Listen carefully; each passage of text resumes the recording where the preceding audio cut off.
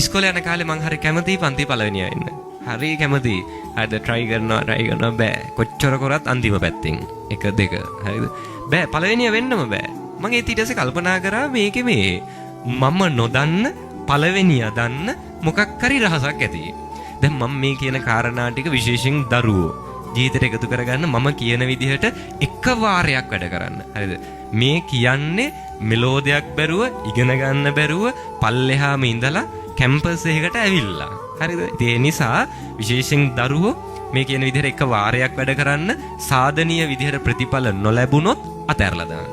තේරෙනවද කියන එක? හරි. මේ මං කැමති ඉස්සර පන්තියේ පළවෙනියා වෙන්න. ඊට පස්සේ ඉතින් මම කල්පනා කරා මේ මට බැරි වෙන්නත් අරයට පුළුවන් වෙන්නත් මොකද්ද හේතුව? එයාට තියෙනවමයි මටත් තියෙන්නේ. එයාටත් මොලයක් තියෙනවා මටත් තියෙනවා. නේ? ඒතර එයා පළවෙනියා වෙනවා මං අන්තිමයා වෙනවා. එහෙම වෙන්න බෑනේ. මම කල්පනා කරා මොකක් හරි රහසක් ඇති. එයා දන්න මම නොදන්න. ගියා පළවෙනියා හම්බෙන්න. ගිහලා ඇහුවා බලන්නකෝ ඔයා හැම පාරම පන්තියේ පළවෙනියා. ඒතර ඔයා පළවෙනියා වෙනවා මට බෑ. මොකද්ද රහස? කොහොමද ඔයා පාඩම් කරන්නේ? ඇහුවන් පස්සේ එයා මට කිව්වා මෙහෙමයි ඉතින් මහ ලොකු දෙයක් නැහැ. හැමදාම ගෙදර ගිහිල්ලා හැන්දෑවේ 7 ඉඳන් 8 වෙනකන් පැයක් පාඩම් කරනවා. මේක හපු මම හිතාගත්ත හරි.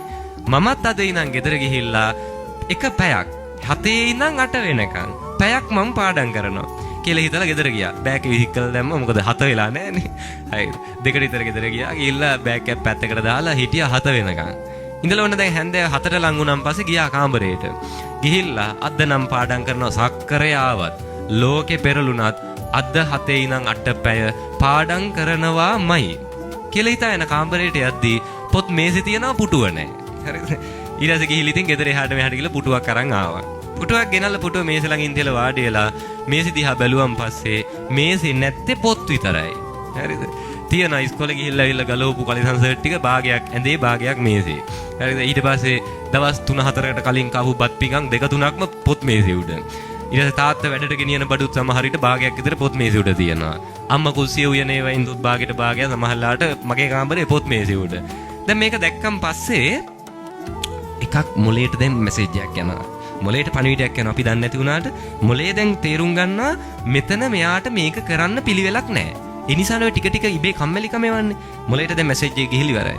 හැබැයි දැන් අදිෂ්ඨානේ තියෙනවා. කවුරු ආවත් පැය පාඩම් කරනවා කියලා හිතලා දැන් ඉතින් ඔන්න මේසෙ උඩ තිබිච්ච අර ලොට්ට ටික පොඩ්ඩක් එහාට මෙහාට කරගෙන පොතක් තියාගන්න ඉඩ හදාගත්තා. හදාගෙන ඉවරලා බෑග් එක බලනකොට ඇඳ කෙලවරක තියෙනවා.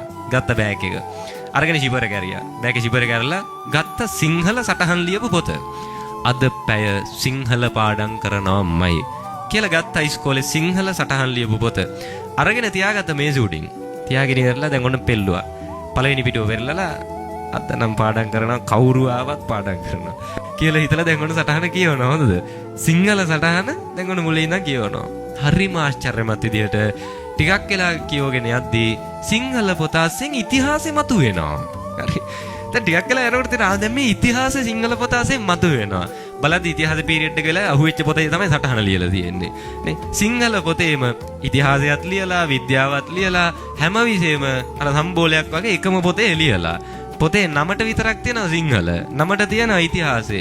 සටහන ලියන වෙලාවේ අහුවෙච්ච පොත අරගෙන තමයි සටහන ලියලා තියෙන්නේ. දැන් මේක හරියන්නේ නැහැ. නේද? හක්කරේ ඉන්න දෙයක් නැහැ. මේකේ සටහනවත් නැහැ පිළිවෙලට බෑ පාඩම් කරන්න. පොත දමල ගහද්දිම ඇඳ බලාගෙන ඉන්න බුදියන ටයිප් එකට නේ.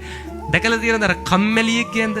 මේ කිසි පිළිවෙලක් නැති කෙනෙක්ගේ ඇඳයි පිළිවෙලක් තියෙන කෙනෙක්ගේ ඇඳයි කියන්නේ ඒක ඇඳවල් දෙකක් නේ. හරිද? අර කම්මැලියෙක් ඇඳේ තියෙන්න ඕනේ සියලු ලක්ෂණ තියෙනවා. සති 2-3කට කලින් ඇඳේ හා පැත්තට වැටිච්ච ඇඳ රෙද්ද තාම හිම්මමයි. මකුළු දැලුත් බැඳලා. ඇඳට පනිනකොට මෙට්ටෙන් වැලි ටැටරයක් විතර බිමට වැටෙනවා නේ. ඇඳ පුරාම වැලි ගසලා නැහැ. ඔළුව කොට්ටේට තියාගත්තන් පස්සේ මගේ මුළු ජීවන සුවඳම කොට්ටෙන් එනවා. හරිද? එතකොට හිතන්න ඕකේ නිින්ද යනවා. ඒ නිින්ද ඔය කම්මැලියෙක්ට විතරයි ඔක තේරෙන්නේ. හරිද? ඒ ගන්න නිින්දේ ඇඟට පහසුවක් තියනවද? ඇඟට කිසිම පහසුවක් ඕකේ නැහැ. ඒ ගන්න නිින්දේ ඇහැරෙන්න බෑ. හරි අමාරුයි ඒ නිින්ද ඇහැරෙන්න. ඒ නිින්ද හරිම අමාරුයි. දැන් ඉතින් කොහොම හරි ඔන්න ඔහොම ඉන්න. බලන්න එදා ඒ පිළිවෙල තිබ්බ නැති නිසා කිසි දෙයක් නැති වුණා.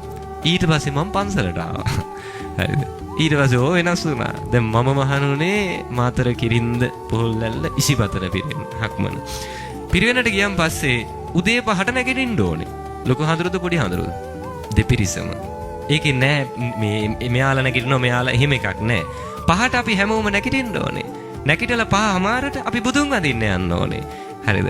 එතකොට ඊට පස්සේ 6ට බුදුන් වැඳලා ඇවිල්ලා අපිට තියෙන වත් කරන්න කියලා එකක්. වතක් ඔය වත් පිළිවෙත් දැකලා තියෙන පන්සල අතුපතු ගානේනේ. පන්සල අතුපතු ගානේ මෙහි ඉතින් දැකලා ඇති. පන්සල අතුපතු ගානේ ලොකු හාමුදුරුවෝද පොඩි හාමුදුරුවෝද? පොඩි හාමුදුරුවෝ. ඕක දැක්ක ගමන් අපේ අම්මලා කියනවා අනේ පව් බලන්නකෝ අර පුංචි හාමුදුරුවන්ට ඉදලක් උස ගන්නවත් බැරි වයසේ ලොකු හාමුදුරුවන්ට තේරෙන්නේ නැද්ද? අර ඉදලක් දීලා පව් ගෙදර ගිහින් තියාගත්තා නම් නේ හරි ලස්සනට මං හදා ගන්න. ලොකු හාමුදුරුවෝ ඉදලකුත් දීලා අනේ පව් කියනවද නැන්ද? කියනවා. ඒ තමයි අපේ ලොකු හාමුදුරුවෝ අපිට වගකීම් ගන්න හැටි පුරුදු කරපු පළවෙනි තැන. මුළු පන්සල මතු ගන්න කිව්වේ නෑ. එක කොටසක් බෙදලා දුන්නා. ඔයා මේ කොටස අතු ගන්න. ඔයා මේ කොටස පිරිසිදු කරගන්න. ඊට පස්සේ අපි දන්නා මේක අපේ වගකීම. අන්න වගකීම් ගන්න පුරුදු කරපු පළවෙනි තැන. එතන අපි දන්නා උදේ නැගිටින්න ඕනේ. නැගිටලා මෙතන අතු ගන්න ඕනේ. ආයි කොච්චර නිදිමත වුණත් මේක කරලා අපි අවසන් කරන්න ඕනේ. මේක මගේ කොටස. ඒක මගේ වගකීම. වගකීම හරියට කරන්න ඕනේ කියන එක පුරුදු වුණා. අන්න වගකීම් ගන්න පුරුදු කරා. කාමරේ අපේ කාමරේ ඇඳ නැගිට්ටන් පස්සේ පිළිවෙලට හදන්න ඕනේ. පොත් මේසේ පොත් ටික තියෙන තැන තියෙන එතන පිළිවෙලට තියන්න ඕනේ. ඒව අවුල් වෙන්න බෑ. ලොකු හාමුදුර අපිට ඒකට උපදෙස් දෙනවා නේ. ඒතර අන්න ඒ හදපු පිළිවෙල නිසා අද මං විශ්වවිද්‍යාලෙක ඉන්නවා. අද මෙතන මම බණ කියනවා.